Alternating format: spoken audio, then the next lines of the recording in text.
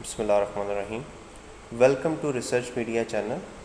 दोस्तों, आज की इस वीडियो में मैं आपको सिखाऊंगा कि एक कंस्ट्रक्ट को किस तरह से मेजर किया जाता है ज़ीरो लेवल ऑर्डर पर जाकर या फर्स्ट ऑर्डर पर जाकर आप किस तरह से एक कंस्ट्रक्ट को मेजर कर सकते हैं। बेसिकली जब आप SPSS का प्रोसीजर रन करते हैं तो मैंने एक वीडियो वेरिएबल कंप्यूटेशन के हवाले से अपने चैनल पे अपलोड की थी कि आप मुख्तलिफ़ फैक्टर्स को मिलाकर किस तरह से एक वेरिएबल को कंप्यूट करते हैं। SPSS में इसका प्रोसीजर ये होता था कि आप ट्रांसफॉर्म में जाकर कंप्यूट वेरिएबल को क्लिक करते थे और जिन फैक्टर्स की मदद से आपने वेरिएबल कंप्यूट करना होता था उन्हें यहाँ से एवरेज का रूल सेलेक्ट करके तो आप कंप्यूट कर लेते थे। स्मार्ट PLS में इसका तरीका इंतहाई आसान है। You just need to give a name to the model. यहाँ पे जो न्यू पाथ मॉडल का ऑप्शन मौजूद है, आप इसको क्लिक करें। आप यहाँ पर नाम दे दें इसको ज़ीरो मॉडल कंस्ट्रक्ट मेजरमेंट। इसको मैं ओके का बटन दबाता हूँ। जैसे ही ओके का बटन दबाऊँगा आपके सामने एक न्यू स्क्रीन ओपन हो जाएगी। लेफ़्ट पे आपको आपके तमाम जो फैक्टर्स हैं, तमाम चाहे वो डेमोग्राफिक या सोशो इकोनॉमिक फैक्टर्स हैं या आपके वेरिएबल्स के फैक्टर्स हैं, वो सारे के सारे नज़र आ रहे होंगे। राइट साइड पे आपको एक थीम बार नज़र आ रही है जिसमें आप कलरिंग यूज़ कर सकते हैं अपने कंस्ट्रक्ट्स को डिज़ाइन करने के लिए। फ़िलहाल इसको हम इग्नोर कर देते हैं।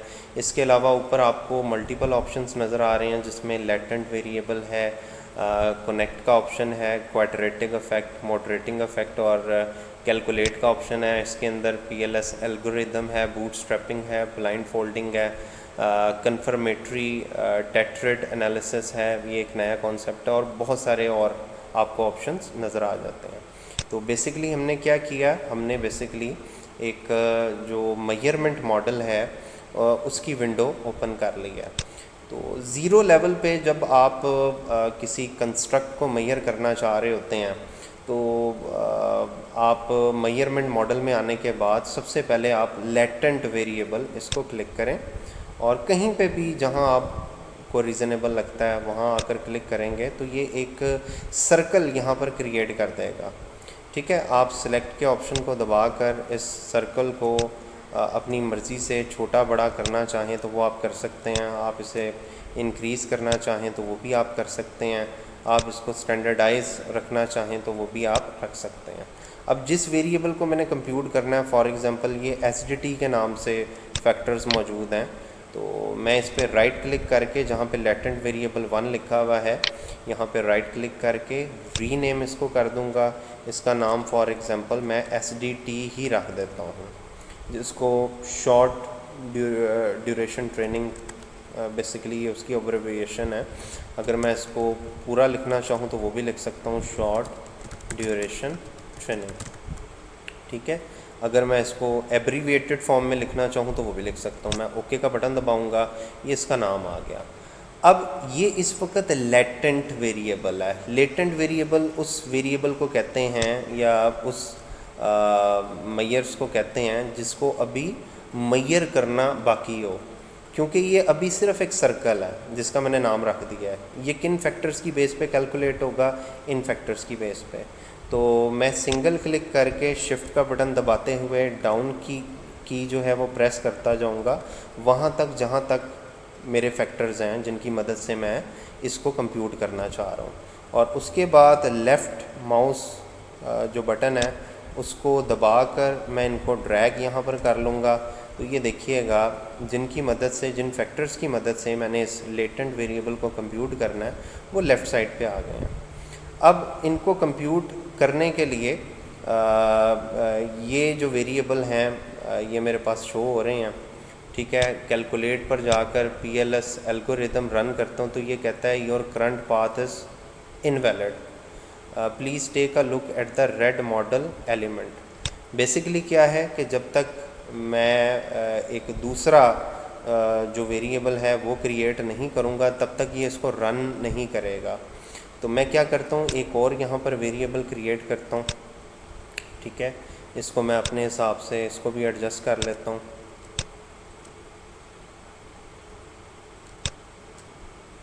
ठीक है, अब इसके लिए मैं सेकंड फैक्टर पे आ जाता हूँ एलडीटी के नाम से। ठीक है, लॉन्ग ट्रेनिंग ड्यूरेशन, रीनेम करूँगा यहाँ पर जाकर लॉन्ग ट्रेनिंग ड्यूरेशन। ठीक है जी, और इसके फैक्टर्स यहाँ पर ले आऊँगा, ड्रैग करके ये आ गया। अच्छा, यहाँ पे ये बताता चलूँ कि आप इन फैक्टर्स की डायरेक्शन कहीं पे भी रख सकते हैं। आप राइट क्लिक करें तो ये देखें अलाइन इंडिकेटर्स के नाम से बटन आ रहा है। अगर मैं इसको राइट साइड पे ले जाना चाह रहा हूँ, मैं इसे क्लिक करूँगा, ये राइट साइड पे चला जाएगा। अप साइड करूँगा तो ये ऐसे, आप जहाँ चाहें इनको मूव कर सकते हैं, जहाँ पर आप कन्वीनियंट हैं। फॉर अ बेटर आउटलुक हम इसको राइट अलाइन कर लेते हैं। ठीक है, अब हमने करना क्या है, ये स्टिल अभी रेड में शो हो रहे हैं, ये जब तक ब्लू नहीं हो जाते तब तक हम इनको रन नहीं कर सकते, तब तक हम इनको मेजर नहीं कर सकते। तो मैं क्या करता हूँ, मैं जनाब कनेक्ट के ऑप्शन को क्लिक करता हूँ और शॉर्ट ड्यूरेशन को लॉन्ग ड्यूरेशन से कनेक्ट कर देता हूँ। जैसे ही मैं कनेक्ट करूँगा तो इनका कलर चेंज होकर ब्लू हो गया है।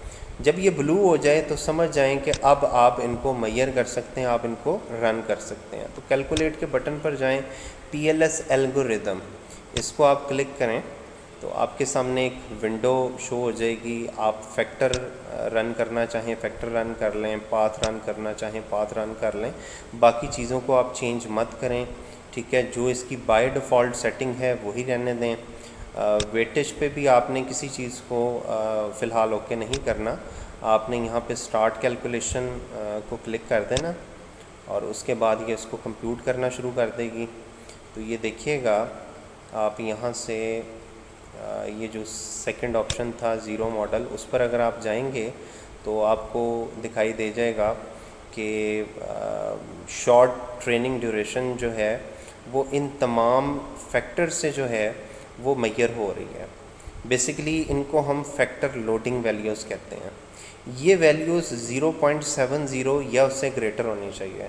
अगर इनमें कोई भी ऐसा फैक्टर नज़र आ रहा हो जो 0.7 से नीचे हो या कुछ स्पेसिफिक केसेस में 0.6 से नीचे हो तो आप उसको रिमूव कर सकते हैं। फॉर एग्ज़ाम्पल लेट्स सपोज कि मैं समझता हूँ कि ये जनाब फैक्टर लोडिंग बहुत कम है, तो मैं यहाँ पर राइट क्लिक करके इसको डिलीट कर सकता हूँ, इजीली रिमूवेबल है। बेसिकली इसके पीछे जो आइडिया है वो ये है कि जब आप इसको रन करके किसी वेरिएबल को मेजर कर रहे होते हैं ना, तो जो मिनिमम आपको वैल्यू रिक्वायर्ड होती है वो कंस्ट्रक्ट की रिलायबिलिटी के लिए 0.7 या उससे हायर होनी चाहिए, 0.7 या इससे हायर होनी चाहिए।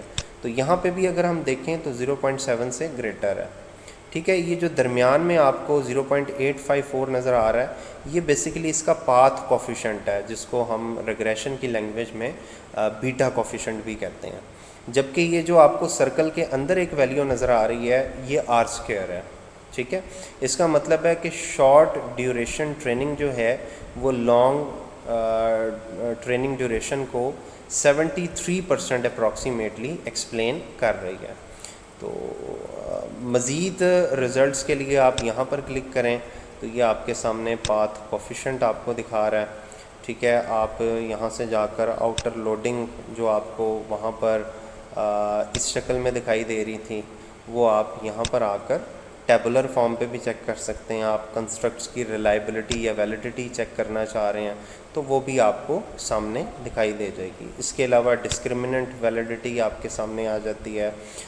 मल्टीकोलिनियरिटी अगर आप चेक करना चाह रहे हैं वो आपके सामने आ रही है। नॉर्मली मल्टीकोलिनियरिटी जो है वो अगर ग्रीन में शो हो रही है ना तो इट्स का मतलब है कि मल्टीकोलिनियरिटी का इशू नहीं है, लेकिन अगर ये ग्रीन की बजाय नॉर्मल हो जाए तो ये थोड़ा सा इशू हो सकती है, और अगर रेड में शो हो तो वो और भी ज़्यादा इशू कर सकती है। इसी तरह मॉडल फिट को अगर आप देखें तो ये जो SR/MR की वैल्यू है ये 0.08 से कम होनी चाहिए।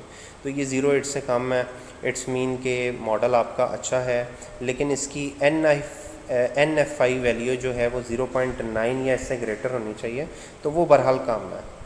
तो वो माइट भी जब हम कॉलिनियरिटी का इशू देखते हैं तो क्योंकि LDT1 की कॉलिनियरिटी बहरहाल थोड़ी सी ज़्यादा है, तो माइट भी इसकी वजह से प्रॉब्लम कर रहा हो। तो ये एक ज़ीरो बेस मॉडल जो था वो मैंने आपको रन करके दिखाया, जिसमें दो जो कंस्ट्रक्ट्स हैं वो अपने फैक्टर्स के ज़रिए किस तरह से मुहैया हो रहे हैं। उम्मीद करता हूँ कि वीडियो की आपको समझ आई होगी। मज़ीद वीडियोस के लिए चैनल को सब्सक्राइब ज़रूर कीजिएगा और लाइक और कमेंट भी कीजिएगा। शुक्रिया।